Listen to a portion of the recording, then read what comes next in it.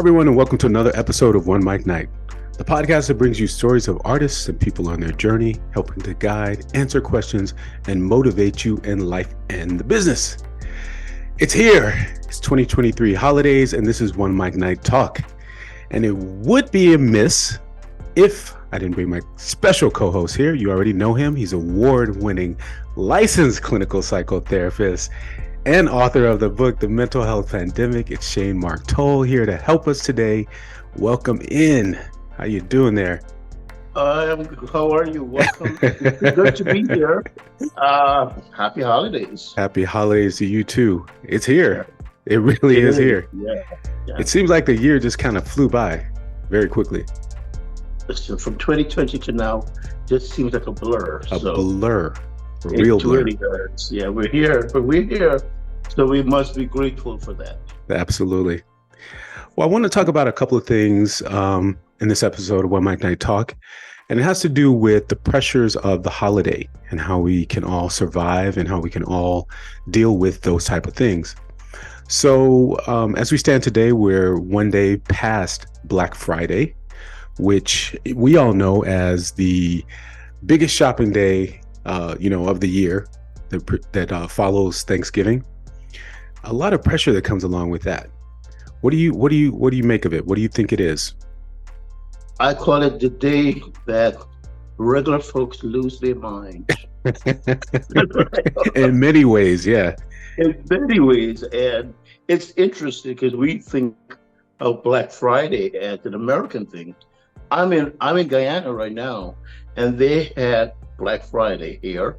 The major stores open up at 12 a.m. Friday morning, and it was mayhem. So it's catching on all over the world. Listen. I'm going to cut you off for a second because this is kind of crazy. I actually looked up Black Friday today, and it has its own Wikipedia page. Wow. So let me read you what Wikipedia says. Black Friday is the Friday after Thanksgiving in the United States. It traditionally marks the start of the Christmas shopping season in the United States. Most stores offer highly promoted sales and discounted prices and often open early, sometimes as early as midnight or even on Thanksgiving. Some stores' sales continue to Monday, which is also known as Cyber Monday and the beginning of Cyber Week. It goes on to say it's observed by the United States, Australia, Canada, United Kingdom, Ireland, Germany, Poland, New Zealand, India, Norway, Sweden, France, Spain, Ireland, Brazil, the Netherlands. It just keeps going. Yeah. It is a world phenomenon. It's a world phenomenon. The world goes crazy the day after Thanksgiving. But, I think it's important for us to realize that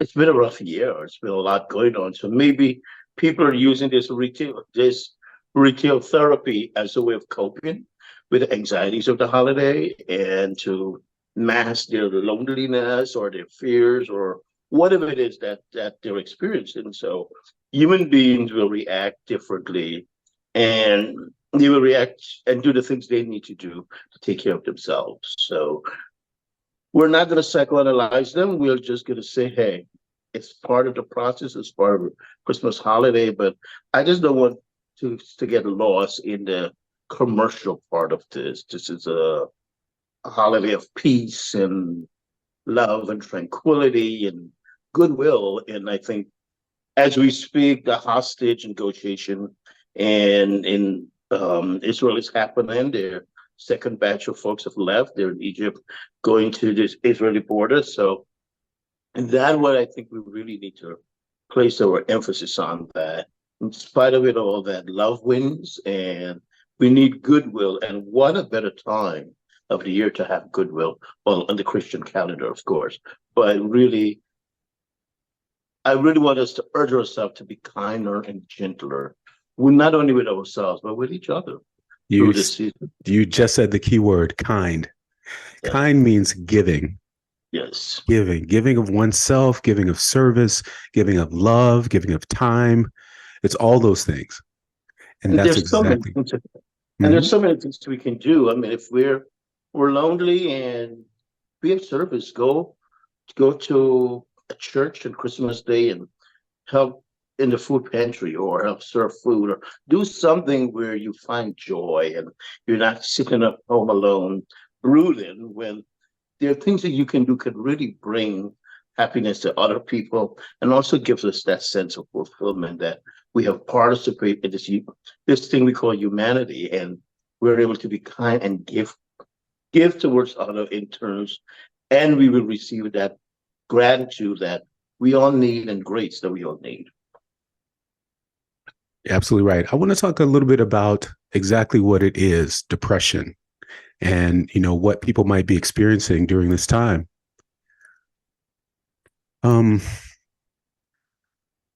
I'll let you start if you want, or I can start. Okay.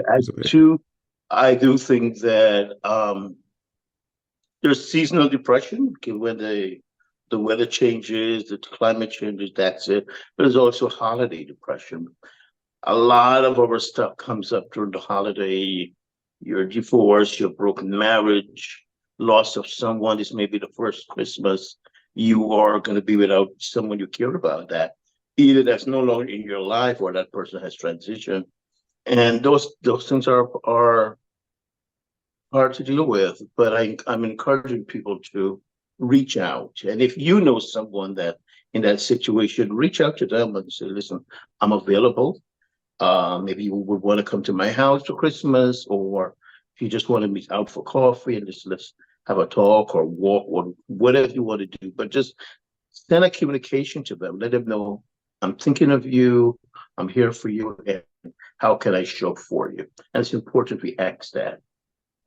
Absolutely. I think it's something that we talk about a lot of times on our show. It's the human connection. It's a human part of connecting with the people, the friends, being the trusted friend or person that someone can go to, or if you are the one with the depression, finding someone who you trust. If you can't get to a therapist or someone professional, finding someone that you trust that you can talk to and divulge what's happening with you, and that they listen and that they can respond, so that you can get help.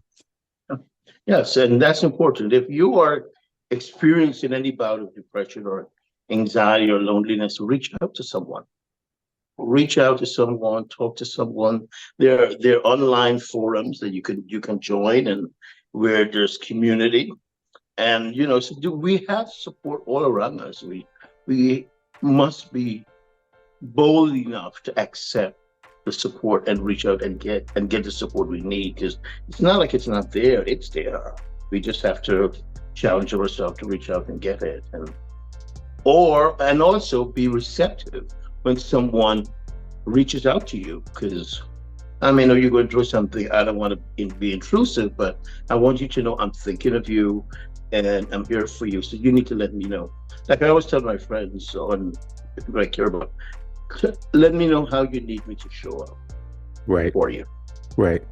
And also, even if we, are open, it's also important for us to, I don't want to say aggressively, but periodically reach out to our friends or people that we know and say, hey, how you doing? I'm just checking in, see if you're okay, see what's going on. It takes a lot on our part, but it's important that we do those. I know that I have a good friend who just recently lost her mother. And I won't name her. I'm pretty sure she's listening to the podcast.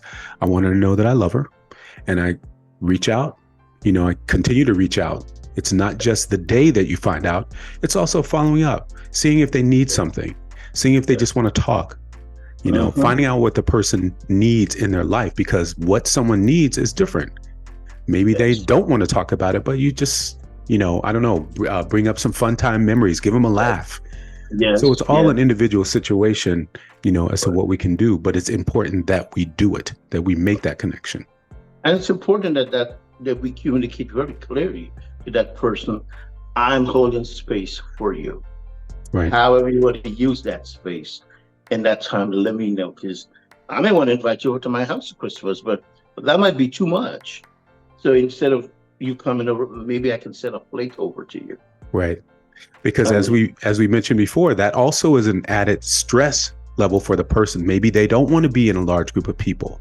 Maybe they don't know, they don't feel comfortable, right now and knowing what to wear, what to be in the situation where a lot of people will be asking them about what's How going you on. doing? Yeah. Right. How you doing? And they have to divulge that information. So yeah, it's important for us to singularly make those connections with people. And we're all beacons of hope and regions of light. So we need to use that to encourage people to come out of their dark spaces, because unfortunately a lot of us are in dark spaces, and this time of the year really brings up people's stuff and it gets hopes going. And it's really important that we also check ourselves. Like, why do you feel you have to buy gifts for everybody? Right. Exactly. Too much You pressure don't to have do that. You don't don't. have to you don't have to go to every Christmas party.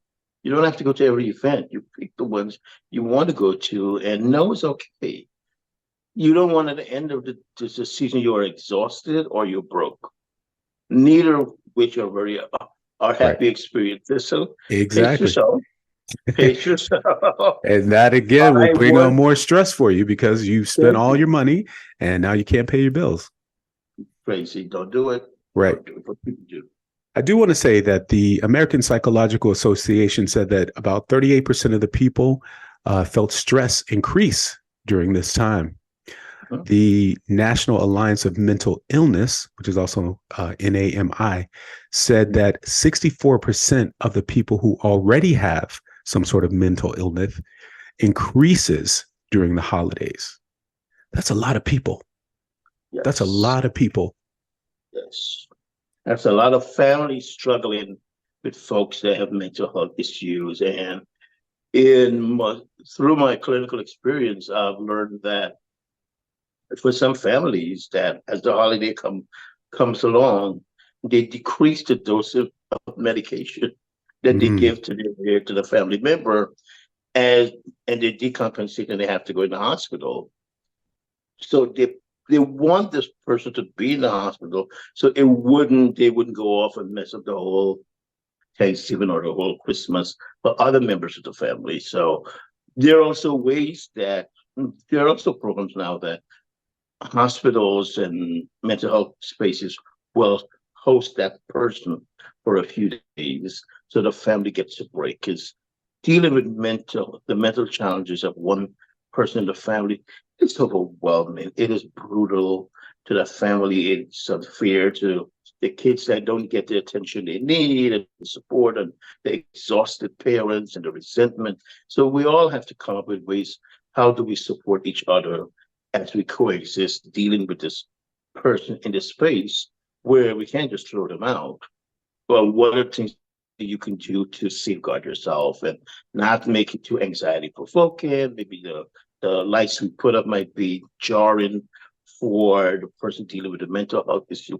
You just got to find the things that works for you. And, like I always say, and pray. Prayer is and important definitely pray. for divine intervention, that everything goes well. But really, let us challenge ourselves to check in with our heart space and with kindness. It's important that we do. Let kindness be the gift we give everyone, not just at Absolutely. Christmas, but moving through it. It's more important and much bigger blessing than buying someone a fancy gift. Right. You're right. I do want to say you mentioned before too that this time of year there is, I don't know if I think there's a medical term for it, and I was checking it out. It's called major depressive disorder, which is the Yes. seasonal disorder that people have. So we're dealing with people who from late fall to early spring feel a change in their body and become depressed because the lack of light and the neurochemical Yeah. imbalance that happens. So we're dealing with another type of, depression and anxiety. Also, the death by suicide rates escalates from this time into the new year. So there's a lot to deal with. But once again, let's work in terms of galvanizing our community support, like get your troops together, get your tribe together, and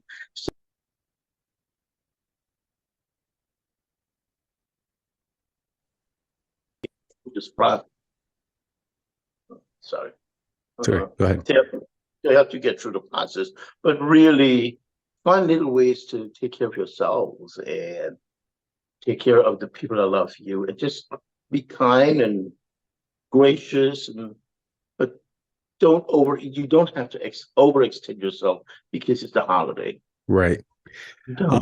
Some other things too is, keep a mental note of what you're doing, like the alcohol consumption, the drugs increase during this time. Remember that alcohol is a depressant. We're at these parties drinking all the alcohol, but it is a depressant.